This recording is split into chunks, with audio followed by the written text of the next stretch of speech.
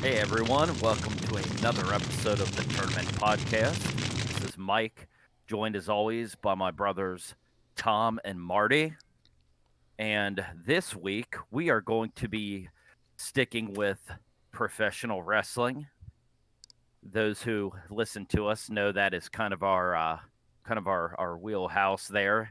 We of course discuss music, movies, combat sports. We do it all here, but professional wrestling is kind of the wheelhouse. So this week we will be discussing all elite wrestling.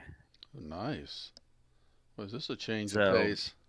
yep, we've dabbled a little bit with the WWF, obviously quite a bit of WCW, but this will be our first venture into AEW.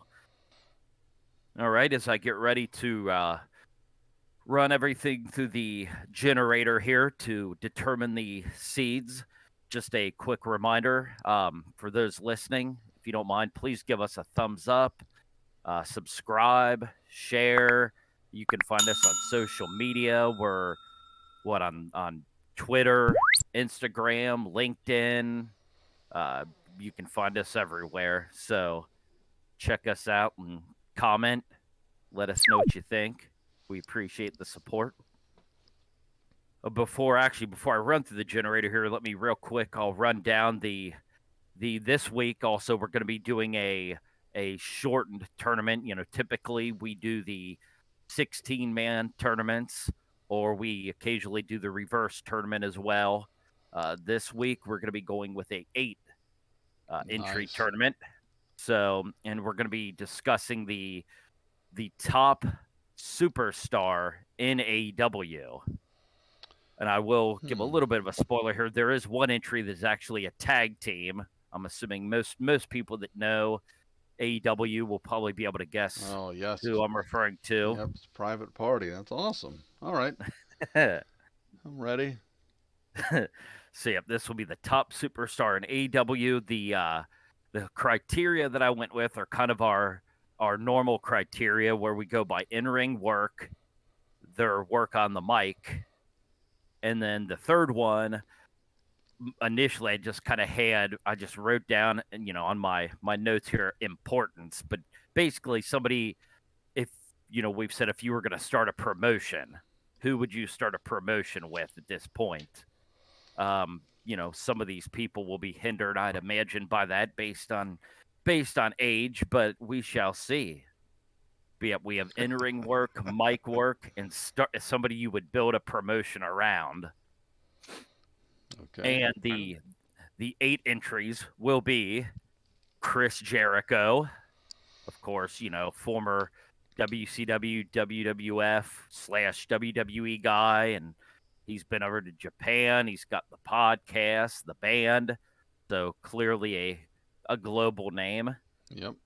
We have John Moxley, again, another guy that came from Connecticut, big star up there and big following, in the Indies, obviously the quote unquote death match scene. So he's got a lot of popularity all around. Also has been over to Japan. So Kenny Omega, another one of those guys, again, was I don't know if you'd say like an indie darling. He was, I guess, technically was I think he one of was those big in guys that, Japan. yeah, and had never been in one of the big, North American promotions. I believe WWE did want to try to sign him. Obviously, I'm sure Impact probably did before he ended up in AEW. So, number 4 here, we have Cody Rhodes, one of the executive VPs of AEW. Again, another guy that, was at a time big in WWE, left, ended up going, I think, to Ring of Honor, went to Impact. He's kind of went everywhere because I think he had like a wish list of guys he wanted to work with, and he went everywhere to work with pretty much everybody, get all of his dream matches out of the way. So And he's actually embarking on a new show. Oh yeah. It's So getting ready yeah. to premiere. So a reality show with him and his wife. So So yeah, you that's a might good check point. that out. He'll also be a television star as well. So well, actually, he's been on TV shows before, I believe. The what was it? The WB, the show Arrow, when that was on, I think he was a guest star on there. So He was also one of the panelists or judges on some um, kind of like America's Got Talent type show. oh It yeah, was a different one with Snoop Dogg and him. yep, Oh, the Go Big show, yeah. There, yep. And of course, you got that Rhodes name, which, as we know in professional wrestling, does carry a lot of weight because of his legendary father. So, all right, next up we have the Young Bucks. Sorry to Private Party. oh Maybe boy. next time they'll make it, but the Young Bucks, widely considered one of the best tag teams in the business today. I think some people consider them maybe the best tag team of all time, which Okay. again just Hold depends on. on your well, Right? it depends on, the type of wrestling you like, obviously, but it's a much different style now than it was back in our day, as all says. So next up we have MJF, which might seem like kind of a weird entry with all these other guys, but MJF, of course, has the look, the abilities, and the fact that he's, I believe, still in his early 20s. So where some of these guys may be a little older, MJF has, all the capabilities to be a big star, and he's still real young. So you'd have him for, potentially the next 20 plus years. So, and then the last two entries are a little interesting because one of these individuals has literally made one appearance, and the last one actually hasn't yet, but is confirmed to be appearing on the Well, I show, think we know who these two are. just because of the weight that they bring with them. I felt like if we're gonna go over or try to debate the top star, I needed to at least include them because these are potentially going to be the two biggest stars in the promotion right out of the gate. So the first one is, of course, going to be CM Punk, who has not worked a match yet as of this recording. Actually, by the time you're hearing this, it'll have been about 9 or 10 days, a little over a week since he made his initial debut on Yep. AEW Rampage. But of course, he's not only does he have the history with Ring of Honor, WWE, known, all over the world, but then you got the intrigue of him being gone for 7 years and coming back, bringing all these new eyeballs or maybe old eyeballs that had stepped away, coming back just to see CM Punk.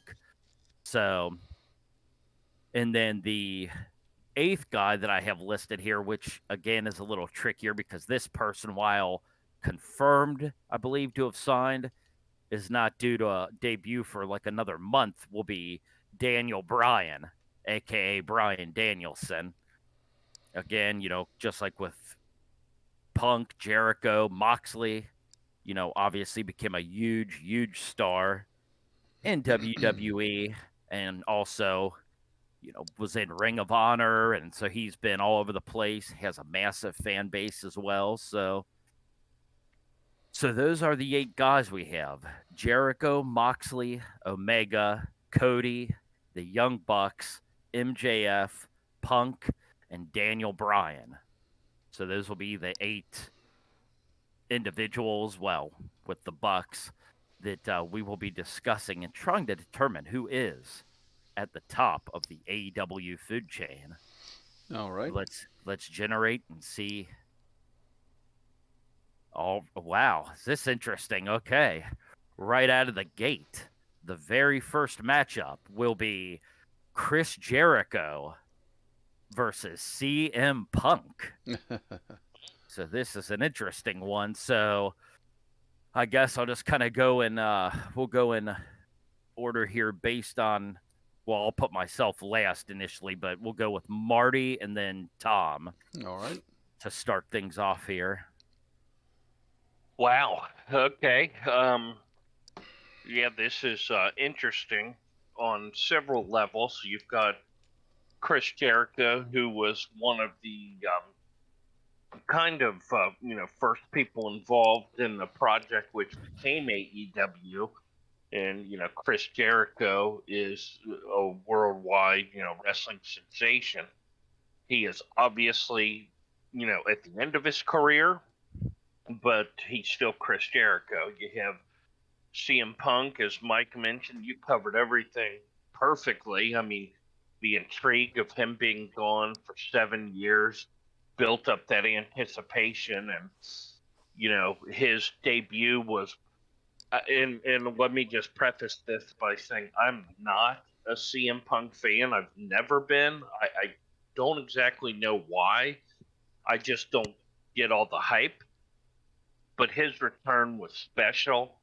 It was one of those once in a lifetime pro wrestling moments. And to me, I say this in all seriousness, it was one of the reasons that I love being a pro wrestling fan was, you know, the genuine reaction from the crowd and everything.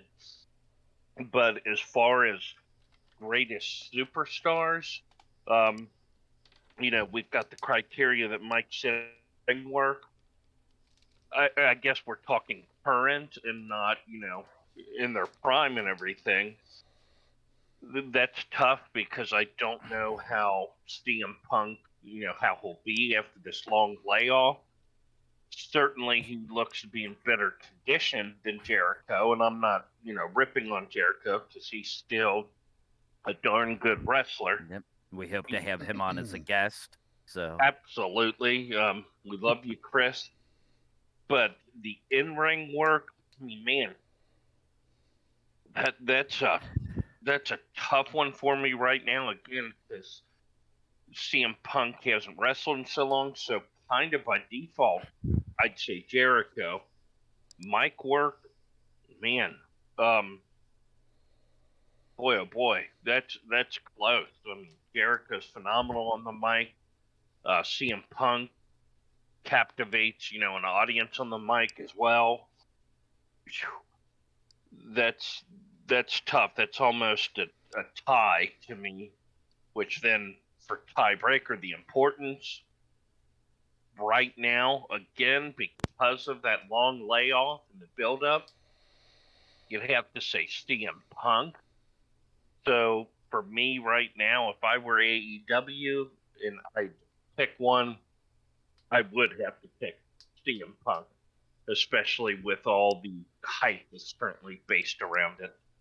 and then just to jump into that, that's what made this kind of interesting because, like I said, Punk hasn't worked a match yet, so you don't know how he's gonna look. Yeah. But at the same time, like I said, obviously coming in the gate with all the intrigue and the fanfare and everything, I was like, I have to, because you gotta say, I mean, as long as he doesn't crap the bed in that first match, you gotta say coming out of the gate, he's probably the biggest name in AEW at this point. Probably because of the hype. Yeah, oh yeah. So that's I was like, I feel like I kind of have to leave him or not leave him out, add him in. And yeah, kind of the same thing with Daniel Bryan because when he debuts, it's gonna be I don't know if the pop will be anywhere close because he won't presumably have that hometown crowd with him, but it's gonna be kind of the same thing. Like they have to be, I would imagine, like 1A and 1B. But again, Bryan, you kind of, I mean, at least you have more recent because he was just working in WWE, a couple of months ago. Oh, yeah. But yeah, that's what it made kind of interesting with Punk. But yeah, I was like, I have to include him in here though. So it sounds like that's one for Punk.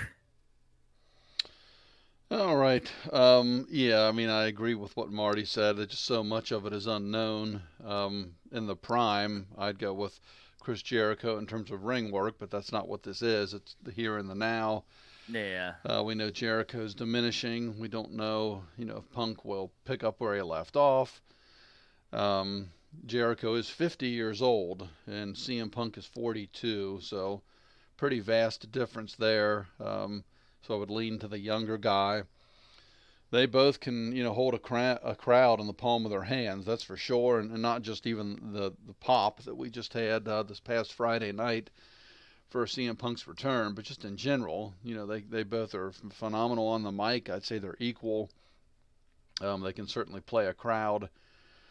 So I think I would just say, in terms of, again, looking, if I were to start a promotion today, and from the crowd pop and the ovation that CM Punk got, I think you'd be hard pressed not to go with him to start a promotion.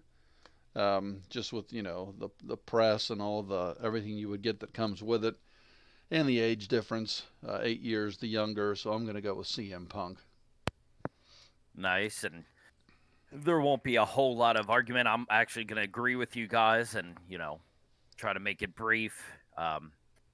Yeah, nothing against Chris Jericho, like we said. Jericho, for a guy that's in his early 50s, is still still looks good. Obviously can still work, still good on the mic. But yeah, like I said, by default, you would have to give him the in-ring work just because we've seen him more recently than Punk. And when it came to the mic, you could go either way. You couldn't lose either way. Both guys phenomenal with the stick in their hand. Yeah, but just by default, I guess I would just say Punk, even though either way. Yeah. And then, yeah, again, like I said, starting a promotion. Again, no offense to Chris, but just mostly the age, but then also the intrigue of Punk coming back after that layoff. I feel like he would draw more eyeballs and fans at this point than Chris probably would. So even though that ain't really Chris's fault, Excuse me. just the fact that Punk's been out so long. So yeah, I feel like you're gonna go with Punk. So it sounds like with a 3-0 sweep there, CM Punk is moving on to the next round. And I will throw in real quick too. The tournament podcast where matchups are everything. Yeah. If it was structured differently, if the random tournament generator didn't pit Chris Jericho against CM Punk in the first round, I could see Jericho at least making it to the finals of this tournament. But just unfortunately, he met CM Punk in the first round, and that's a tough matchup. If it had been like Jericho and what Cody or Jericho and the Young Bucks. I mean, I think definitely you'd go with Jericho, but or Jericho and Marco Stunt. Jericho definitely would have won, but since he went against Punk, yeah, unfortunately, he did not. All right, the next matchup here, we have the Young Bucks against MJF. So, Tommy, I will let you take this one, and then Marty, you can go second. Yeah, well, this will be an easy one for me. Well, just looking at criteria, in-ring work, I mean, I think you'd probably give the slight edge as a combination to the Young Bucks. But obviously, and I don't even know what their ages are. I don't think they're overly young anymore. You mentioned earlier with MJF, the age, he's 25. So, yeah, he is a very young kid, so accomplished already. We talk about Jericho and Punk on the mic. He's right there with him. He is phenomenal on the mic, and that is a big. You look at all of the superstars: Stone Cold, Ric Flair, Dusty, The Rock.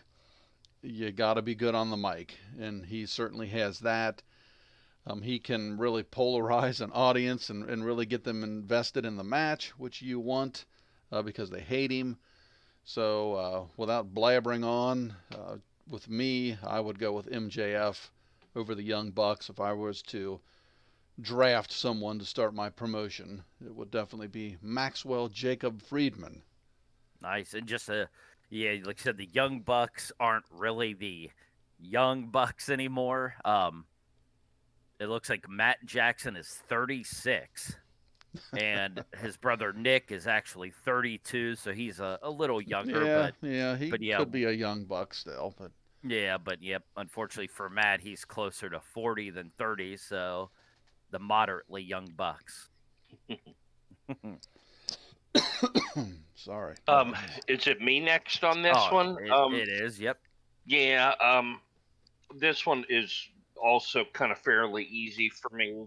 Um, in ring work, I know the Young Bucks are known for a lot of their, double team moves and, somewhat athletic moves. But MJF, to me, kind of brings some of that old school style back, which I prefer. Um, on the mic, um, I know the Young Bucks aren't bad, but MJF is, yeah, he's another level on the mic and generating heat. Um, for the importance, again, you just mentioned like the ages. So we know that MJF has a long career ahead of him. To me, this one's pretty easy. I'm going to go with MJF as well. Nice.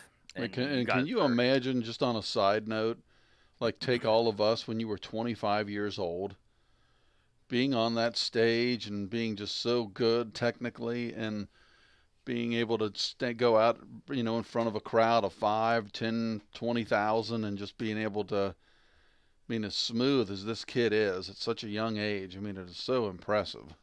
Oh, absolutely.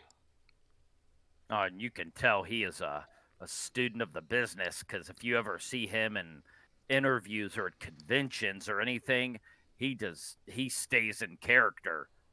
Like Well, he'll you because know if what you that see on means. TV, he's I don't think it's a stretch to say he's an ass on TV, and he's that way at conventions with fans that are, if he's being interviewed. So yeah, he does not break character. He Well, we might have to get a run at him then on the tournament podcast. So Oh, MJF, if you're absolutely. listening to this, we'd love to get you on as a guest. We'll go back and forth with you, Oh, we Nice. would. punk. All right. And yeah, and I will agree again, I always say no offense to the Bucks. I know people love them. And I guess that's one of the good things about wrestling. One of the things we all love is that there's something for everybody. You've got the people that like the comedic aspects more, like an Orange Cassidy. Ugh. You have the people that like the Ah, people that like all the high flying moves and the all the high spots, like the Young Bucks and private party. people of that ilk. Yep. And then you like people that are more, I don't know, like an MJF. So, you got people that are, there for various reasons, like different things. Yeah, and That's the MJF beauty of is, wrestling. at least to me, and I don't even know why I'm throwing this in because it has nothing to do with what we're talking about, but he is a young Nick Aldis. I mean, they are extremely similar in the way they carry themselves, the mic work, Yeah. the build. I mean, everything. They are. He's like Nick Aldis's son. I Yeah, don't and know they're, how I old guess, Nick is, but in a Poor matter Nick. of speaking. But sorry. any other, I guess you'd say they're old school guys. I think that's kind of the term I was Yeah, looking for, where the which Bucks are more new school with the all the high flying moves and the all the kick outs and the high spots and all that. MJF and I think Nick Aldis too are more old school, kind of like you would think JCP, like they would fit better in Jim Crockett Promotions than they yeah. would in today's wrestling. So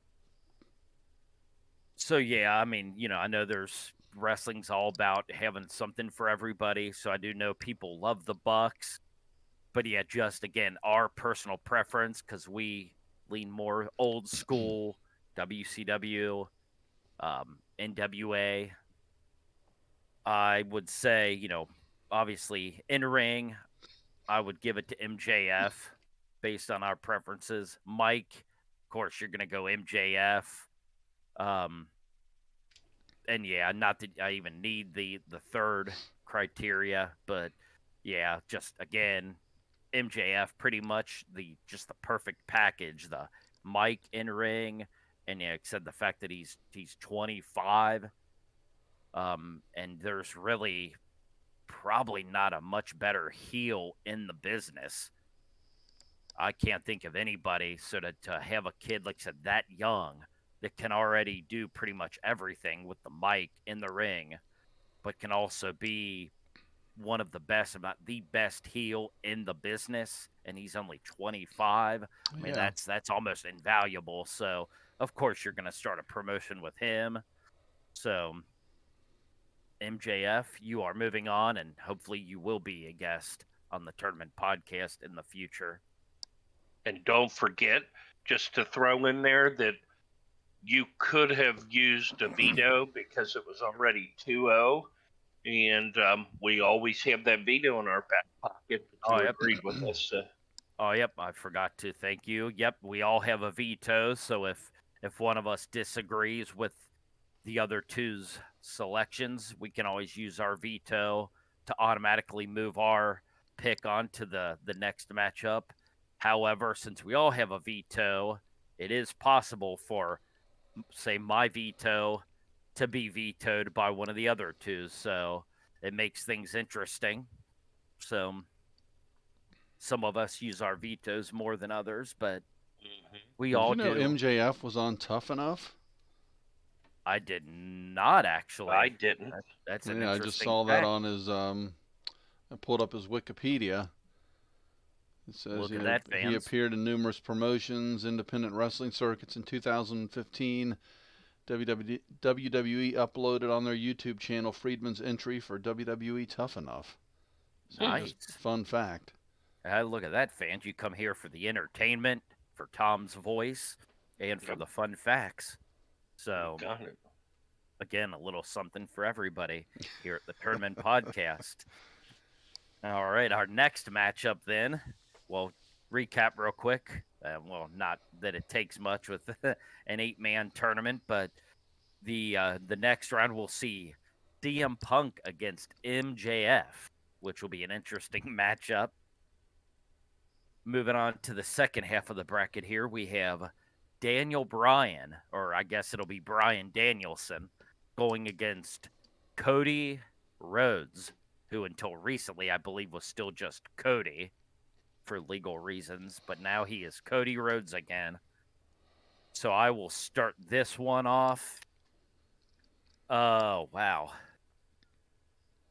Let's see. The in-ring work, I'm going to go with, and again, I always say with all due respect, because Cody is a fantastic worker. But Daniel Bryan may be one of the best in the business today, if not all time. I mean, Daniel Bryan is a fantastic worker, pretty much can do it all. I think he's widely considered one of the best workers in the entire business. So great technician. Him and El Dandy both. So Daniel Bryan will get my vote for the in-ring work. The mic skills. Oh wow, I'm gonna see this one's an interesting one because both guys I think are good on the mic, but I wouldn't say either one of them, they're obviously not at the level of a Punk or an MJF or, like we mentioned, kind of Austin, Rock, guys like that. Neither one of them is at that level, but they're both serviceable. Oh, man. I think I'm going to give the slight edge to Cody for the mic. So in ring will go to Daniel. Mike will go to Cody. So for if I was starting my own promotion, man, again, Daniel Bryan is actually, I believe, I think he might be 40. So he's a little younger than even Punk. And I think kind of with the Punk thing, even though you don't have that layoff, you still, I mean, it's Daniel Bryan. He's such a big name, fresh out of the WWE. Ah, man, he has fans, of course, worldwide. So I think if I'm starting a promotion, and I think Cody's probably getting up there as well. He's probably not too far behind in terms of age. But I think you're going to have to start a promotion with Daniel Bryan more than you would Cody Rhodes at this point. So I think 2-1, I am going with Daniel Bryan or Bryan Danielson over Cody. Let's see. Tommy, if you'd like to go ahead and go second on this one. Excuse me. This will be Yeah, this is a tough one for me because, as I've mentioned many a time on various podcasts, I do not watch WWE. I am not kidding when I say I've never seen Daniel Bryan work. I've never seen him on the mic. I've never even seen him in a skit. I mean, I've literally, besides like still images or knowing he was married to a Bella, if he still is, I mean, literally that's all I know about the guy. So I can just take what I have heard and like what Mike was mentioning there. Cody, I do know. And again, just from AEW, I didn't see any of Cody when he was in the WWE. But we're talking about starting a promotion now. Um, yeah, ring work, I guess, just from what Mike was saying, you would go with Daniel on the mic. I mean, Cody does have a pretty damn good rapport with the audience, so I'd go with Cody. And it just seems like Cody maybe nowadays, and I'm just kind of taking real life situation, is more in, and I don't know what his title is. Is he like vice president or something at AEW? But he's more he's in suit mode, it seems, and I I think think he supposedly retired. he's another EVP. Him, the Yeah, it's Young him, Bucks, Young and Bucks, Kenny Omega. and I think the Cowboy, Adam Page, Oh, is yep, as Adam Page. well. Yeah, But yeah, they started it together, and pretty much as you mentioned earlier, brought Jericho on with them as the founding fathers of of AEW, and they've done a fantastic job. But we don't need to go into that. Um, but I think just because it seems like Cody is going more into office mode at this point in his life, obviously focusing on that the show, the reality show that we mentioned earlier. Bryan obviously is still a hot name. Unfortunately for him, he signed at the same time CM Punk did, so he's going to lose a little bit of thunder coming in following that act. But just from what I've heard about him, I think he's going to be the bigger draw. Give you more of a fan reaction, more interest is going to be in Daniel Bryan. So if I'm starting a promotion today, I'd go with Daniel Bryan. Knowing very little about him, I'd still go, or Bryan Danielson, I guess. and just to jump in real quick, yeah, that's a good point you made because yeah, the last couple of times I've seen Cody, I feel like you said, he's more focused on his, the EVP aspect of it. He seems to be putting over the new talent more. The last couple of times I've seen him. So, and then real quick, because I know you mentioned Adam Page, just in case people are listening and are wondering why I didn't include Adam Page on here. He actually was one of the guys that was right on the brink, because just kind of like MJF, he's, I believe, still a young guy. Good in the ring. I think he's serviceable on the mic, I believe. So, but yeah, he just missed out again just because of the name value of Punk and Daniel. I felt like I had to include them. So yeah, unfortunately, Adam Page just missed out, but who knows? Maybe at some point there could be another tournament. We could have Adam Page and Private Party in there. So Nice. we shall see. And I don't say that in jest. I really think. I mean, I don't watch a ton of I watch really no wrestling, but when I do watch it, it's going to be AEW or a little NWA. That's pretty much what I watch when I can get a hold of it nowadays. And people catch your eye, and I'm not a big high spot guy and all that false finish type stuff. And I know there are a lot of high spots to Private Party, but these guys are skilled. And I just think it's one that they caught my eye, and I'm like, I think AEW is shortchanging these guys, and they're just not using them to their potential. They seem like a fantastic tag team to me, in all aspects. But anyway, that's not what this is about. Sorry. I tracked. All right. So yeah, this matchup is another good one. You guys kind of hit all the head on the nail with everything you said. Cody, it does seem like he is in executive mode, but as far as in-ring work, Cody's good. I would agree that Bryan Danielson is probably a little better. He can be a very good mat-based wrestler, but he's also a high flyer. So, he brings a little bit of everything in the ring. So I'd go with Bryan Danielson on that. With the mic work, I mean, yeah, I don't know that either of them are fabulous, but they're certainly not, bad on the mic. So you might look at that one as a tie. But the importance, or if you're starting your own, promotion, yeah, the Rhodes name is huge. But again, just because of it's only been a couple months, but the layoff and the anticipation, Bryan Danielson is going to be, I think, a bigger draw right now. So by a slight margin, I agree with you guys, and I'd also go with Bryan Danielson. And really quick, if I can jump in, and just because you mentioned only been out like a couple of months, what in the heck is it with WWE and these 90-day non-competes? I mean, what does it really do? If anything, isn't it working against them? So now, Daniel, you're getting just this anticipated buildup over these 90 days. Then he's going to hit, and there's going to be a big explosion from the crowd. Everybody's going to be excited. It just seems like it doesn't. I mean, it's 90 days. If they did like a year non-compete, I mean, maybe, unless you're a CM Punk, then you've come back after 7 and you're bigger than ever. But the WWE just does a lot of head-scratching things. I don't know. I mean, I understand in the business world, and I know wrestling is a business, but I mean, yeah, I don't know. It seems. I think it's weird. It's like it's ineffective. It seems silly.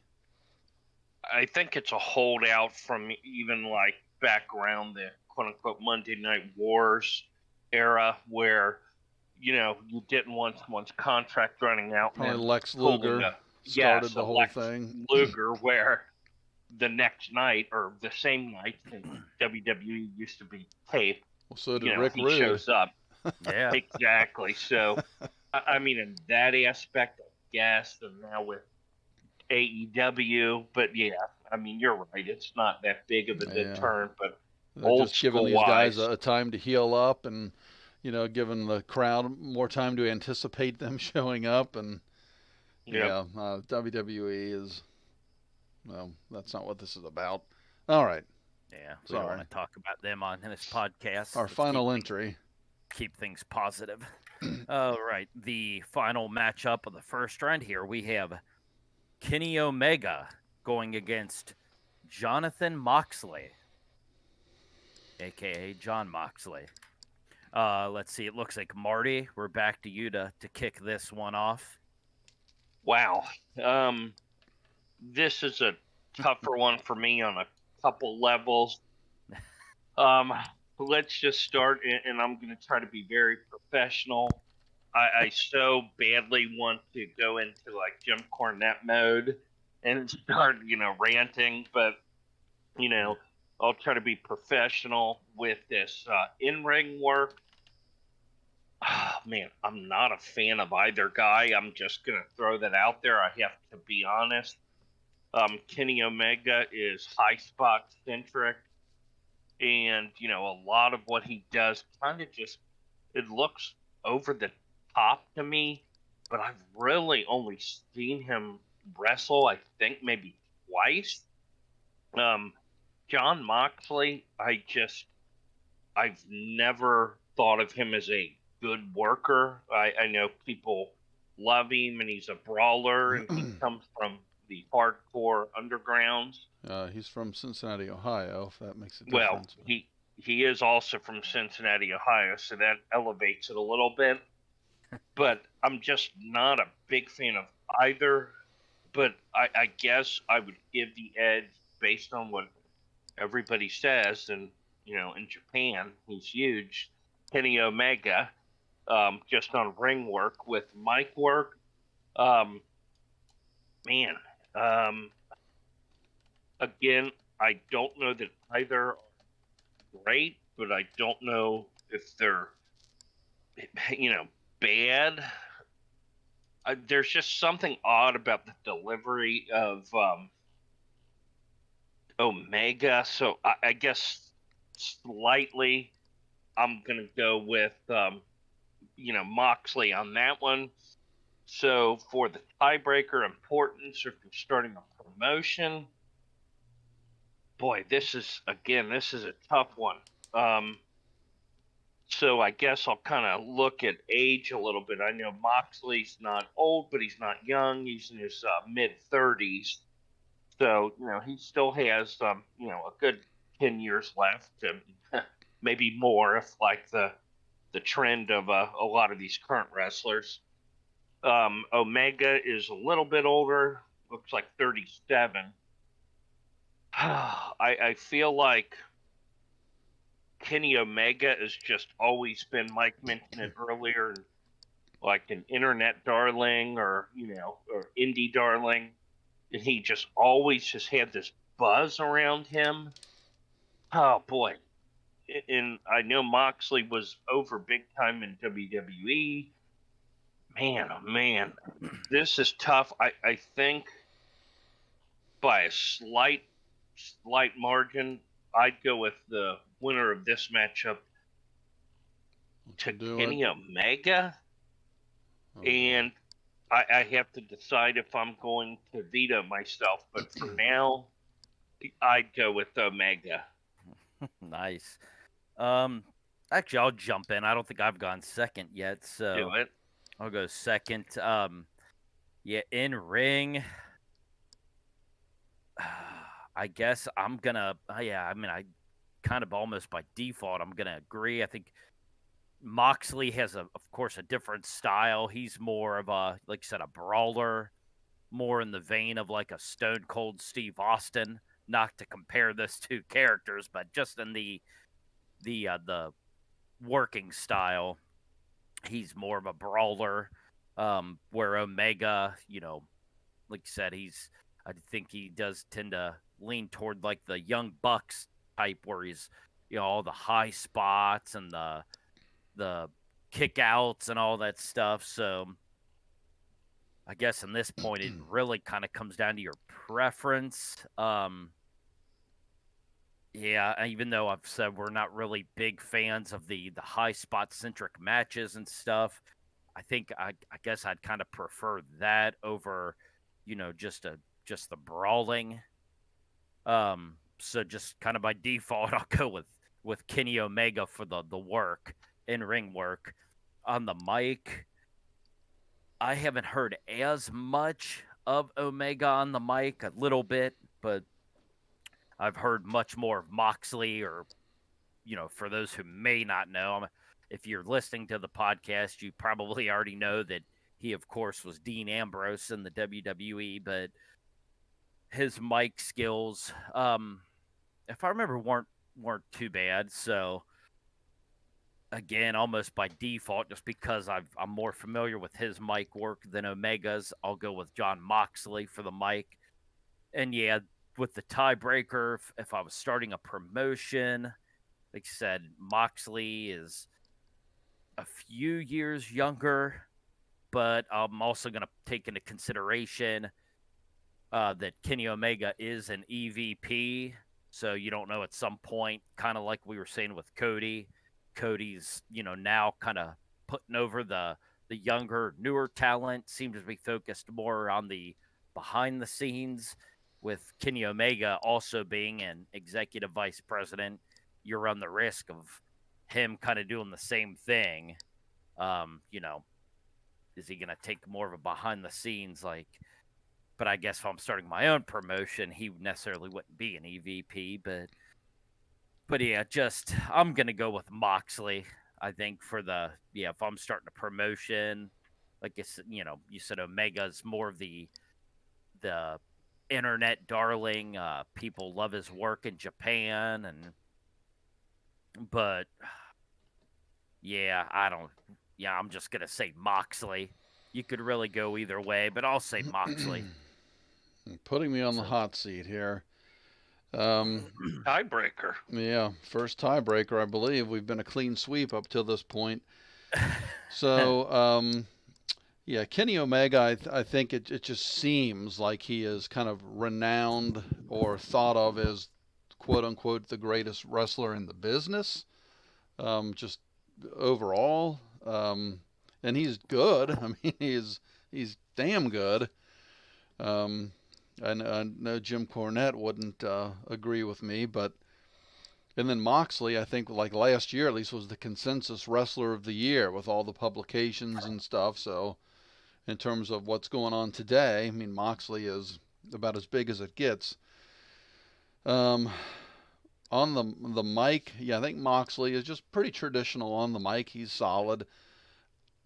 Omega, I like him a little bit better on the mic. I think he can have that, little bit of the comedy without being too comical. He especially like in little vignettes and stuff. So he's pretty cool.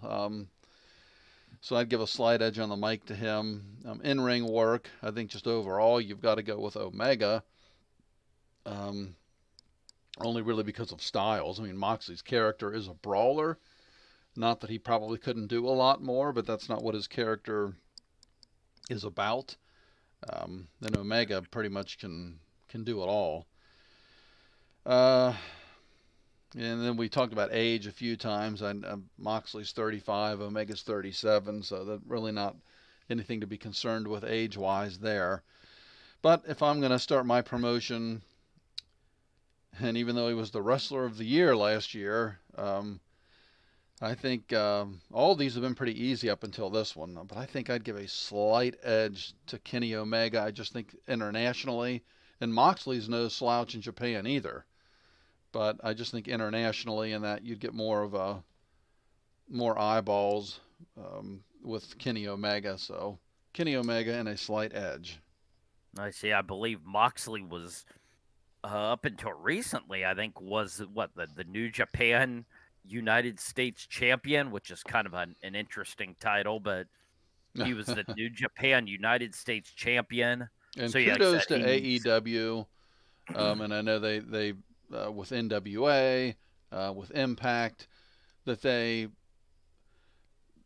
they're all together somewhat. They all have crossover matches, and like what is it? Edge is or not Edge. Christian is Yep.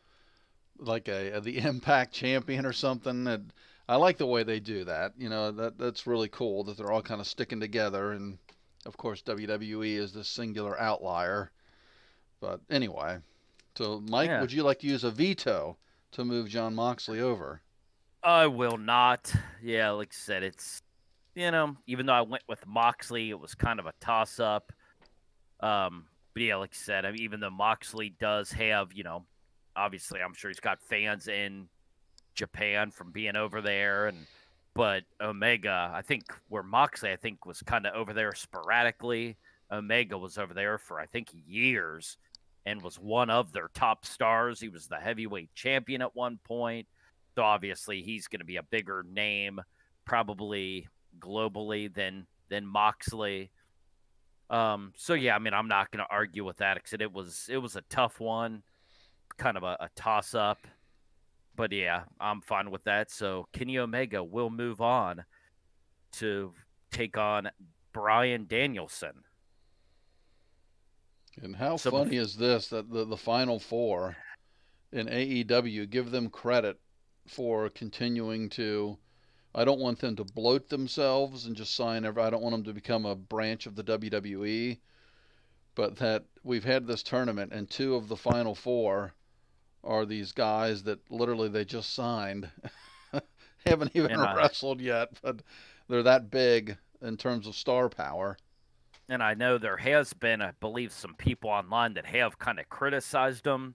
I've read a few things. People, I guess, kind of more or less saying they're like WWE light because they're bringing in all these ex WWE guys. But what do you do when CM Punk is available and Bryan Danielson and I know that Bray Wyatt guy, that they haven't signed him. But if they do, I mean, what do you do? Just don't sign them? You know what I mean? If they're big enough draws, you're silly not Yeah, to sign them.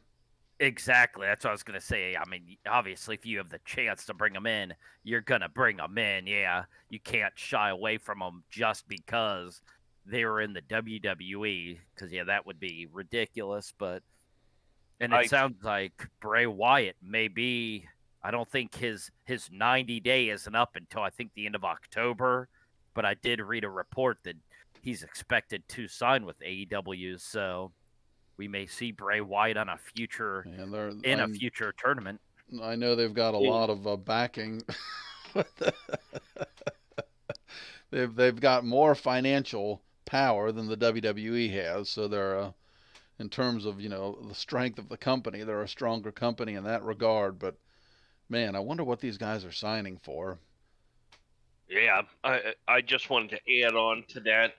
You know, it's almost like I think some people compared AEW to what WCW was, trying to sign quote unquote leftovers. But I think Yeah, where because WWE never where did that. no WCW. Well, I'm saying that's That's all WWF did. That's how they oh built their brand. exactly. I mean, Hulk Hogan Well, was AWA. Scott that's Hall a was AWA. I mean, that's a great point yeah, for the young or the yeah. older, I should They say, got the like Legion of Doom. That come over. They were in. The brain. I mean, everybody they bring over. I mean, hell, even Undertaker. He was Mean Mark Callis. Triple H was WCW. oh It's yeah, like people I mean forget that they were all groomed in another absolutely. organization, and they just buy them out and bring them over. Oh yeah, absolutely. Damn it. But for the newer type generation, they may not, realize that. But I think the balance is though, if you can create your own stars Oh or yeah. get these guys that are maybe the indies and get them to another level, and I think AEW seems to, be doing that. And I think that's what sets them apart. And I won't go on a tirade, so I'm sorry, but last thing, um, a week ago, by the time this airs, SummerSlam had aired, and their two main event matches featured a John Cena who is in his 40s, I think, late mid 40s, I don't know, and Bill Goldberg. Oh What does no. that tell you? Yeah. That's all I'm And saying. I think that kudos to CM Punk. It seems like that's really what his kind of purpose is right now too, is to come in and really help the young guys and help get them over, which, you know, good for him. I mean, that's, giving back to the business, and it seems like that's really important to him. It'll be interesting to see what happens with him and Darby Allin in this first, because I can't imagine CM Punk losing in his first match. So I don't know how they're going to do this. But I don't know if that's helping Darby Allin by having CM come in and just destroy him. So it'll be It'll be. intriguing. And just to go back how you mentioned SummerSlam and the age of Cena and Goldberg, Marty, Yep. let's keep in mind that Goldberg's opponent was Bobby Lashley, Yeah. who, while still in fantastic, well, actually the same for Goldberg, still in fantastic shape. Lashley's at the top of his game, but Lashley is in, I believe, his mid 40s as well. So Yeah. you had a combined age of what, close to 100 in one of your main event matches, literally. So, Oh yeah. but yeah. All right. Well, let's move on to the semifinals here. Um, but before we do that, a quick reminder, if you haven't already done so, please give us a thumbs up, subscribe. Said you can always look us up on social media, Yeah, no, actually, Twitter, I'm not going to Instagram. say please. If you've made it this far, I demand No, that you Nice. well, hit the damn, thumbs up button right now and yeah, subscribe do and it. leave a comment that says, I only subscribed because Tom told me to. Wow. Yep, that'd be neat. And to let us know also what you think of this particular tournament. If you think there's anybody that I excluded, anybody that A should have private been party. excluded. Yep, like Private Party. Um, if there's anybody that any of the matchups you disagree with. If you end up disagreeing with the ultimate winner of this tournament, let us know that. And the Jungle Just Boy was left out too. Yep, that's true. Yep. So let us know what you think of any of the matchups, the winner, Tom's forcefulness. Just let us know what you think in general. But Yeah. make sure you subscribe or else. All right. To start the semifinals here, then, we have Chick Magnet Punk going against MJF. Wow. Let's see. And I think, Tommy, it looks like you're Yeah, starting I this think one it off. is, unfortunately. And I think it's Cookie Monster Punk. Oh, yep. I don't know anybody will ever know, but oh my goodness, is this a tough one? MJF, they're equal on the mic. MJF, you know what you're going to get because he's been active. He's so young, so you've got another, well, by wrestling standards, you don't know, anywhere from 15 to 25 years out of him. With CM Punk, try not to blur my decision too much by what just happened in Chicago at the United Center. You could say, funny enough, a non-wrestler to this point is the biggest star in professional wrestling in CM Punk. Man alive. So then you're just pretty much boiling it down. I'm starting a promotion. I somehow have come into millions of dollars and I'm able to start a promotion. Who do I want right now? I mean, you almost have to be blurred by that ovation, though, somewhat. I mean, how could you not take CM Punk? Even though it's going to be for a shorter period of time, I mean, you might have him for 3 to 5 years. But to start the promotion off the ground the right way and to get, tons of press, man, this is a tough matchup. God, Lord in heaven. Well, I'm not going to drag it on. I guess I'm just going to go with my gut and just, yeah, I mean, well, you know what? I'm not going to go with my gut. I'm going to go with that gentleman in the audience when CM Punk came out. There was a 30-something-year-old man that appeared in the audience, tears flowing down his cheeks, so emotional that after 7 years, CM Punk came back. So just from that guy's reaction, I think you got to go with CM Punk. Nice. Marty, do you agree? Oh, yeah, this is a tough one, and because we're in the next round, we'll try to make it even quicker. But, again, the problem with the work rate and who's a better worker, CM Punk hasn't wrestled in 7 years. We certainly don't want to throw in his MMA, record with this because that would definitely skew things. Mic work, MJF is phenomenal, but importance, and if you're building your promotion, this is so tough and close to me because, yeah, CM Punk broke the internet essentially with his return. It was, I said it earlier, it was one of those once in a lifetime moments in pro wrestling, which make it special. But MJF is so young, and the potential, he's already so good, but his potential is even, greater. Um, but, the criteria of the biggest, superstar in AEW, man, this is by the slightest edge just because of all the hype. I guess I'll go with CM Punk, and I hate doing it because MJF is a young stud, but barely I'll go with CM Punk, which puts Mike in the position of, does he agree or will he use a veto for MJF? Not to leave everybody hanging, but yeah, I'm gonna agree to make it quick. I agree with everything you guys said. Obviously MJF, what has almost 20 years on CM Punk as far as age.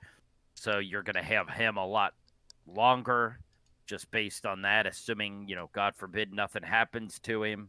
Hopefully, he stays healthy for 20 to 25 years.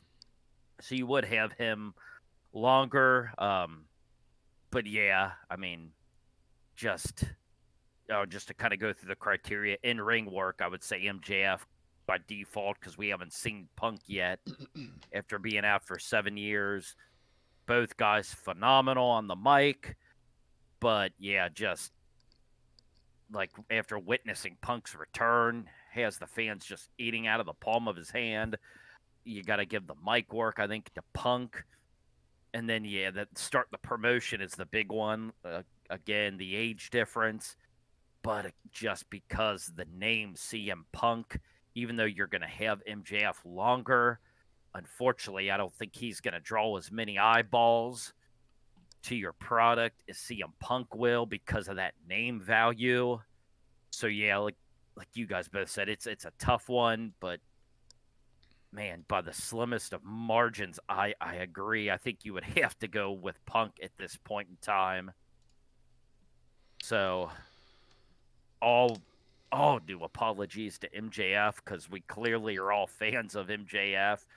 But at the end of the day, it just boils down to that name recognition, that name value of Punk, and all the tickets he's going to sell, and the eyeballs he'll draw to your television product. So Probably shoots us in the foot for having Maxwell on here, but we have to be hopefully not. honest.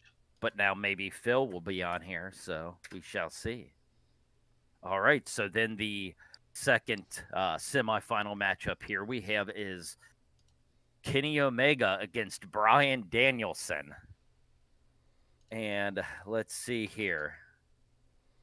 I think it's Marty start. Well, it's either Marty or you. It's not me. Yeah, I can go ahead and take this one to start off. And then I guess if what I'll go, and then if you want to go after me, Tommy. Wow. This one again, another interesting one. In ring work, and I think at the end of the day, this is going to come down to personal preference, because where Moxley and Omega were kind of two different styles. You have I guess we'll call him a high spot guy versus a brawler. You have Omega, who again is big on the high spots and stuff, but you have Daniel Bryan who can do that. As Marty mentioned earlier, he can do that, but he can also do the mat based. He's very diverse. So just going off of our personal preference, because I'm sure there's a lot of people that'll think Omega's a better worker. Our personal preference, I think we're probably, I'd imagine we're all going to go with Daniel Bryan. We shall see, but I'm going to go Bryan Danielson, rather, for in-ring work. For the mic, oh, man. For the mic work, I guess I'll give the slight edge to Kenny Omega. Again, neither guy is terrible by any means. Omega, I kind of liked what Tom alluded to earlier, where he said he likes Omega on the mic because he can kind of have a little bit of the comedy in there without being too comedic, and what I've seen, like I said, he's not bad. And Daniel or Bryan again is again, not bad on the mic, but I'm just gonna just go with my gut, go with Omega. So we got 1-1. If I'm starting a promotion, oh yikes! This is another difficult one because again, you have that name recognition and the fanfare that Bryan brings with him from WWE, but then on the flip side, you've got Omega, who has again, he has fans all over the world, Japan, oh man, I hate to do it, but my gut tells me, and they're relatively close in age, so I guess that won't even factor in. But if I'm starting a promotion, oh man, I'm just my gut tells me Omega. So yeah, I guess I'll just go without dragging it on. I'll say Kenny Omega. I could go back and forth all day, but Man, And let's see what I say. Tommy, if you want to go ahead and go second on this one. Yeah. Again, the Bryan Danielson 40, Omega 37, so no real concern in terms of longevity. They're both pretty equal. I guess just for me, it's just going to go again to, we're starting a promotion. You know, you want your investment to grow. You want it to, get out of the gate right away. With the biggest push, the most eyeballs, the most anticipation, PR, et cetera, that you can get. I just, and I think the WWE brand is just continually week by week diminishing. So I don't think it's anything great. Oh my gosh, not to take anything from Daniel Bryan, but I just think that overall, as I mentioned on the last round, international appeal of Kenny Omega, and I just think he can do the heel, and I'm not sure what Daniel Bryanson usually did in the WWE, but Kenny, I know, can do the heel or the babyface equally as good. Just as talented in the ring as he is on the mic, and that international appeal. I'm going to go with Kenny Omega. Nice. And yeah, and quick sidebar, yeah, Daniel, when he was in WWE, did work occasionally as a heel, but he was primarily, I'd say more often than not, a baby face. And he can do both, but he's almost one of those guys where I think people love him so much that it's almost hard to turn him heel to get, true heel heat. He's still probably going to get cheered quite a bit just because of who he is.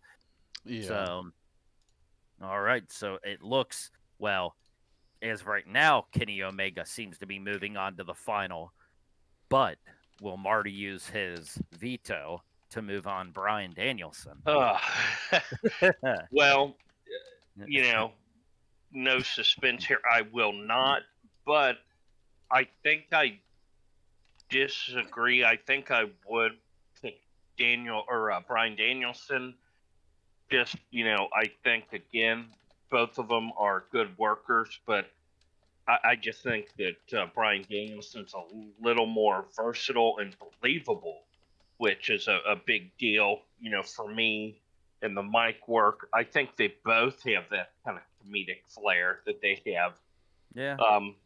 And with the third criteria, like importance / if you were starting a promotion, I mean, it's a very, very tough one. Just to me, the slight edge, just again, he's going to be getting some hype, nowhere near like CM Punk's, but I would go with Bryan Danielson slightly overall, but I will not use a veto.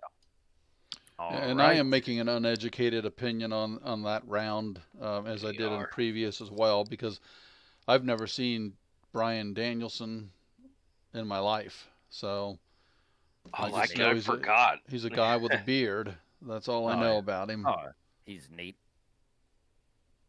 All right. We are moving on to the finals, but one more quick reminder, if you haven't done so, Tom insists that you like, subscribe, hit us up on social media. Well, I don't want to sound like a jerk. I didn't insist that anybody did that. I demanded. Oh, yep. I demanded that they hit subscribe and like. Yeah. And then comment that I only subscribe to this stupid channel because Tom said so. Wow. That's a t-shirt. I subscribe because Tom said so. Yeah, I might get sued for that. But... All right. Well, we have the final set here for the top AEW superstar. One is somebody that's been there out of the gate. The other one is somebody who has not even laced up their boots yet for the company. We have CM Punk going against Kenny Omega. And I believe, who was it? I think Marty? I don't think you've gone first. So if you want to go and then I'll go second, we'll leave the potential tiebreaker up to Tom. Oh, boy. Interestingly, this is the finals where you would typically think this is probably going to be the hardest matchup. This one it's much easier for me. In just the last semifinal matchup, I would have gone with Bryan Danielson. So it's probably not a big surprise. Again, not taking anything away with Omega.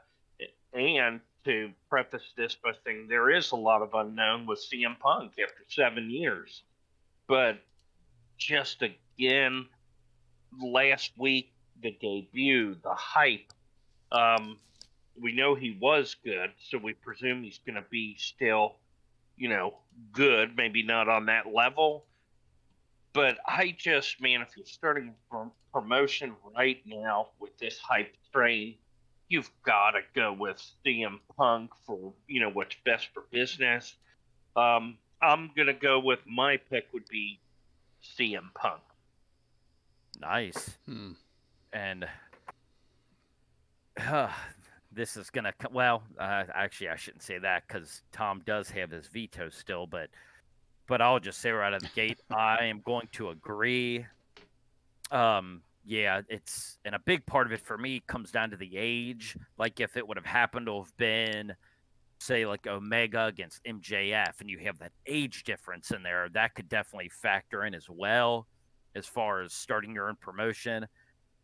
But in this case, you only have like a 5-6 year age difference, so I mean it's not too bad. Um, and yeah, and you also, like you said, you have the hype train. Punk being out all these years, automatically he's going to draw more eyeballs and sell more tickets than Omega will, and that's not to say Omega won't, but just, you're automatically going to get more just because of just the name value again of CM, the intrigue of him being gone for 7 years, coming back. Now, whether or not that's going to be sustained over a number of years, we shall see. But yeah, just right out of the gate, yeah, I think you have to go Punk. So without even, I mean, just to go through the criteria, I guess, by default, you would go in ring work with Omega just because we haven't seen Punk. Mike, I know we give Omega some props, but yeah, Punk is top tier on the mic. And yeah, the importance or starting your promotion, I'm going with Punk as well. So it looks like Punk may be winning this tournament unless Tommy uses his veto. Yeah. Part of the what makes the tournament podcast special in these debates is we do have the veto. So even though Marty and Mike each went with CM Punk, if I feel strongly that it should be Kenny Omega, I can use my veto to overrule them. However, since strategically they have not used their vetoes, one of them could just come right over on top of me and use their veto to veto my veto and make it CM Punk. So, but I'm not going to do that. And I think, again, we're just being stained in a way. We have to really see what is going to happen as he, faces Darby Allin on the pay-per-view, and then, months down the road, 2022, how is the CM Punk hype train going to continue to, roll? Is it going to come to a screeching halt? But I mean, I guess just using the criteria and just, the who would you pick if you were starting a promotion piece of it. From that ovation, I think anybody would be a nut not to use or pick CM Punk. I mean, he's a transcendent name. I mean, everybody's heard, everybody, not literally, but if you go to people on the streets, have you ever heard the name Kenny Omega? A lot of them are going to be like, no.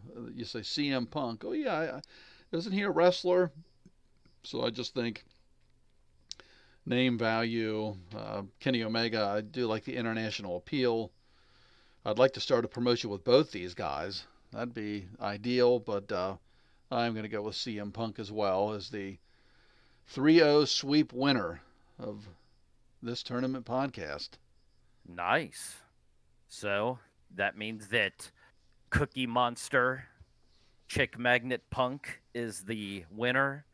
And if you're watching this at home right now, since I can't do it, I don't want us to get in trouble, open up another browser and put on Cult of Personality as Mike is wrapping this up. Nice.